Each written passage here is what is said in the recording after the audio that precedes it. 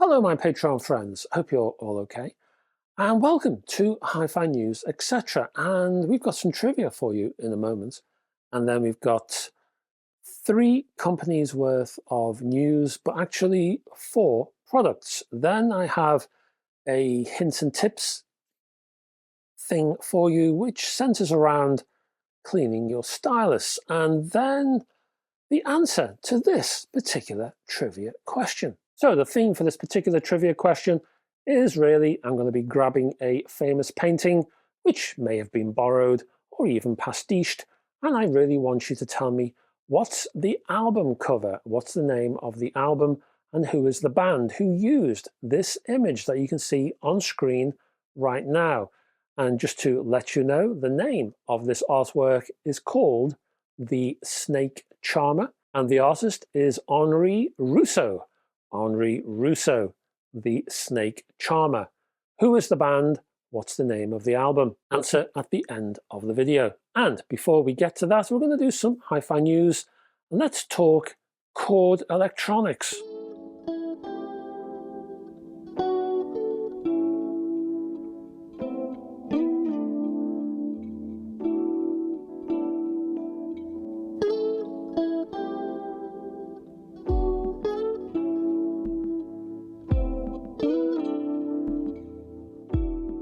First piece of news is the Ultima Integrated. Now this is a 125 watt amplifier designed by Chord Electronics founder, owner and chief engineer John Franks. It features dual feed forward error correction topology, which reads impressive even if it doesn't sound it, and I'm sure it does that too. This topology monitors and corrects signals before they get to the output stage, and that enhances the signal accuracy. And in addition to that, you can add low distortion power supplies. All 4 of the Ultima Integrated inputs, 1 fully balanced, 3 unbalanced, include individual buffering and are selectively filtered from radio frequency interference. You also get an AV bypass input plus a balanced preamp output for connection to a power amplifier. This unit offers a 28mm thick front panel with a spherical power on-off control, which uses the company's familiar polychromatic lighting. The power sphere is flanked by a newly designed combined volume and input selector, plus a combined balance and AV bypass control. The new Ultima Integrated is available in a choice of jet black, and that's jet with 2 T's, by the way, or argent silver. The amplifier can also be specified with a highly polished black acrylic side block option at no additional cost. Price for this? Well, it ain't cheap, let me tell you. The amplifier should be out next month, September 2023, for a grand total of £8,500. Next up, we're looking at speakers from, of all people, McIntosh.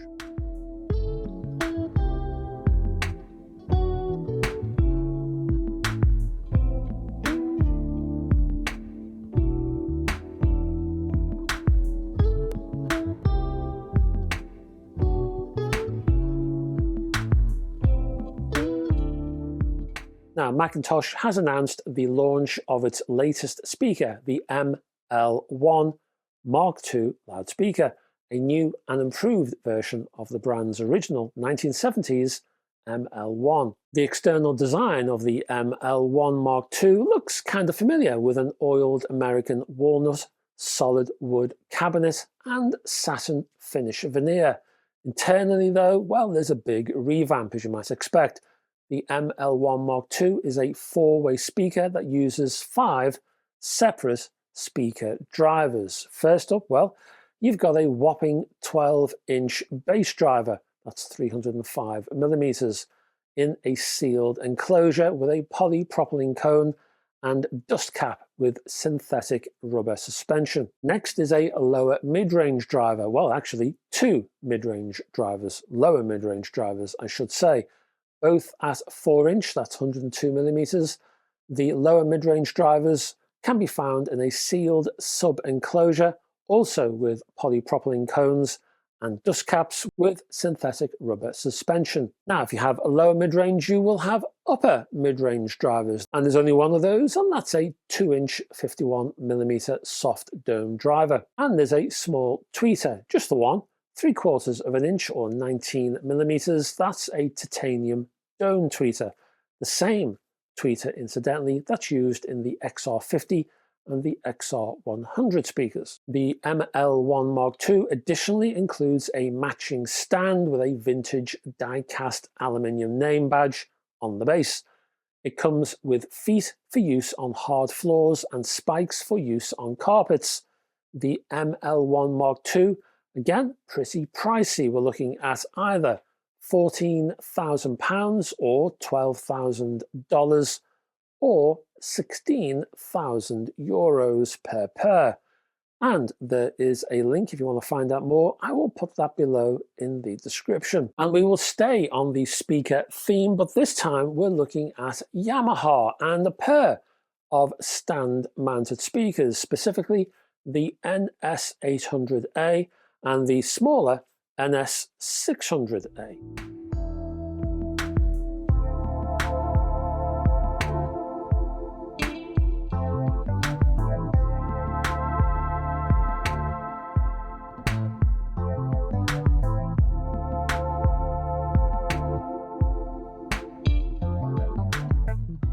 Both feature the original harmonious diaphragm technology, which Yamaha has used in the past, utilizing a combination of Xylon, which is a kind of polymer, and spruce, which is a wood used in piano soundboards, for example. And they've been chosen to achieve a sort of unified tone color across all frequency bands. Interesting thing about these designs is that Yamaha doesn't go a bundle on sound absorbing material inside the speaker, as many other companies do. Yamaha says it kind of kills much of the life from the music, so instead it features something called an absorber tube, and that's there to remove standing waves. There's also a cabinet cross piece to enhance the rigidity of that cabinet for both speaker designs. The NS800A uses high quality parts as well for its crossover circuit. So just to give you one example, it uses the MCAP Supreme Classic audio capacitors made by Mundorf in Germany. Also, the speaker terminals on that particular set of speakers is an original design with an ergonomic shape.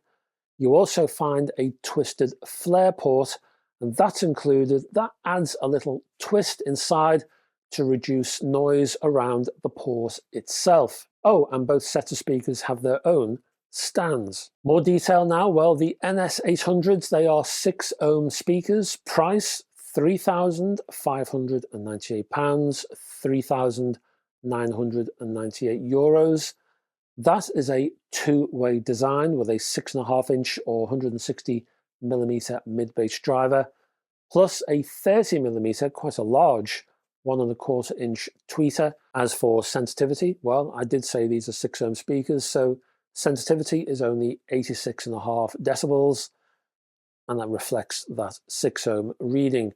In terms of size, you're looking at 231mm by 420 by 358, which is around 9 inches by 16 by 14, and the weight is 13 kilograms or about 28 pounds. The smaller and lighter NS600s are priced at £2,098 or €2,398. They include a smaller 5-inch mid-bass driver, that's about 130mm, plus the same 1.25-inch tweeter. Slightly less sensitive, I would say, than the 800s. The 600s are only rated at 85.5 decibels. In terms of an accompanying amplifier, I would look at something relatively powerful, 30 watts, maybe 40, just to give your amplifier a bit of elbow room, I would say. And before we go, the weight of the 600s, about 22 pounds, just under 10 kilograms. That's your hi-fi news. Let's do a hint and tip.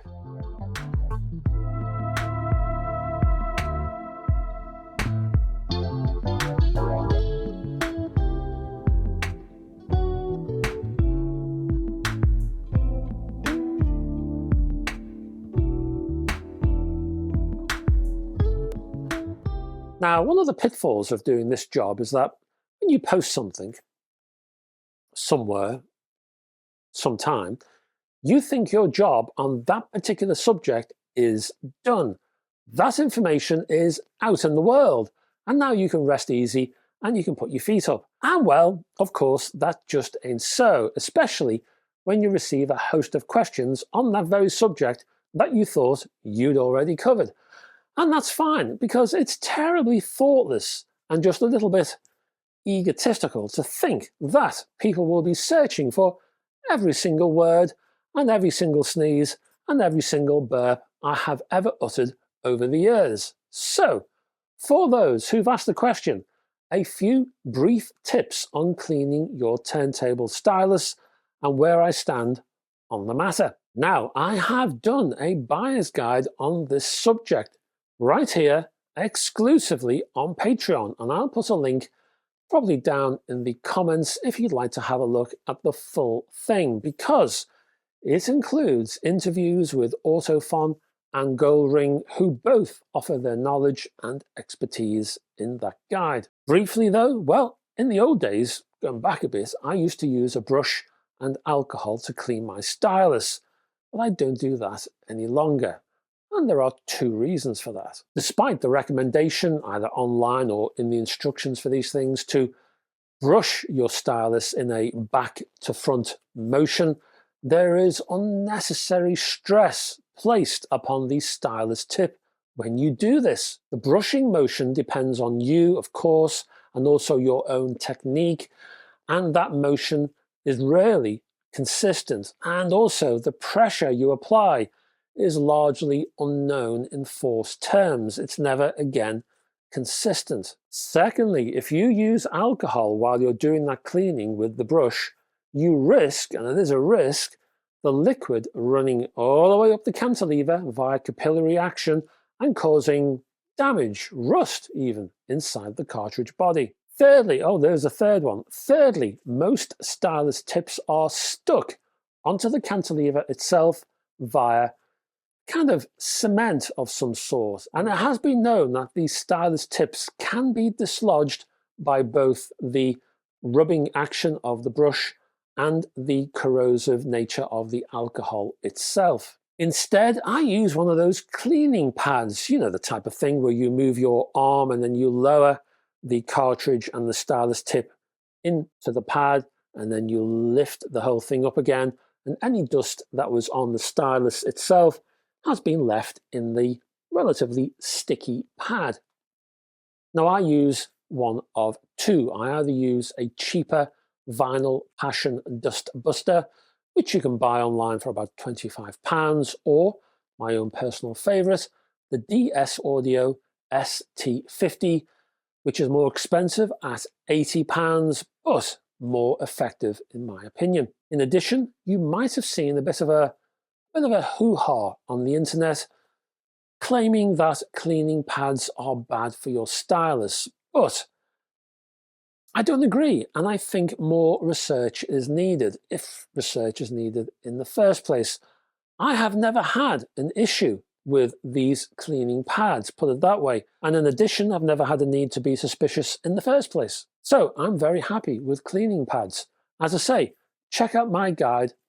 Down there somewhere is the link for comments about stylus cleaning from Audiophile and Goldring, and a whole lot more from me on the subject as well. So before we go, let's have an answer for that trivia question. So to repeat, lots of rock groups have basically pinched or tweaked or rehashed classic artworks, and they've stuck them on the front of their LPs. And well, this particular rock group, very famous rock group, did the same for this piece of art by Henri Rousseau, and the piece of art was called The Snake Charmer. I want you to tell me, who was the band, what was the name of the LP? And the answer is, the name of the album is Tango in the Night. Now, Henri Rousseau painted The Snake Charmer in Paris all the way back in 1907, and like many of his paintings, it depicted a lush, exotic jungle such as he had never actually visited. Why? Well, he got most of his ideas from a local botanical garden. That's as far as he went. In the 1980s, Australian artist Brett Livingston-Strong, who had carved out a nice career by making statues of the likes of Michael Jackson and John Lennon, produced a painting called Hommage à Henri Rousseau, which was bought by Lindsey Buckingham and became a cover of Fleetwood Mac's 1987 album Tango in the Night. So now you know. Did you get the album? Did you get the band? Let me know. And that's it, folks. Thank you very much for staying to the end of this particular video. And I'll be back next week with more news, more trivia, and more hints and tips. I'll be back next week. Until then, folks, bye-bye for now.